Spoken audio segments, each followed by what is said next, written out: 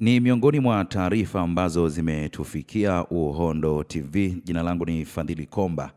Msafara wa viongozi wa ACT Wazalendo ukiongozwa na kiongozi wa chama Dorothy Semu na makamu wa kwanza wa rais wa Zanzibar ambaye pia ni mwenyekiti wa ACT Wazalendo Othman Masoud Othman, pamoja na msafara wa mwenyekiti wa chama cha demokrasia na maendeleo Chadema Tundu Lissu umezuiwa kuingia nchini Angola na mamlaka za serikali ya Angola. Taarifa iliyotolewa na katibu wa mambo ya nje na ushirikiano wa kimataifa wa ACT Wazalendo Mwanaisha Mdeme Machi 13 mwaka 2025 imesema viongozi hao wanashikiliwa katika uwanja wa ndege wa Luanda na hati zao za kusafiria zinashikiliwa na serikali ya Angola bila kueleza sababu yoyote. Imetoa amri ya viongozi hao kurejeshwa Tanzania.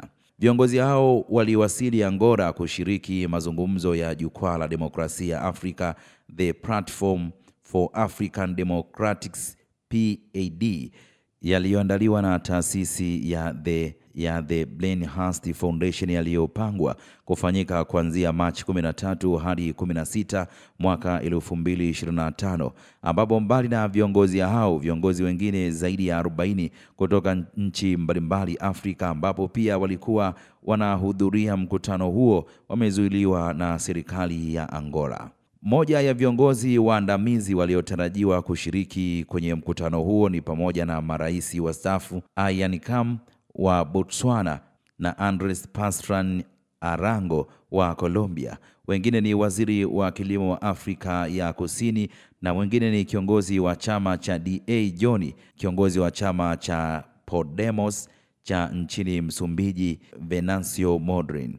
ACT Wazalendo imelaani kwa nguvu kitendo cha udhalilishaji kilichofanyika dhidi ya viongozi wa ACT Wazalendo na viongozi wengine kwa kuzuiliwa na kushikiliwa katika uwanja wa ndege wa Luanda, ambapo ACT pia imemtaka balozi wa Angola nchini Tanzania kutoa maelekezo ni kwa sababu gani viongozi hao wamezuiliwa na kunyang'anywa hati zao za kusafiria.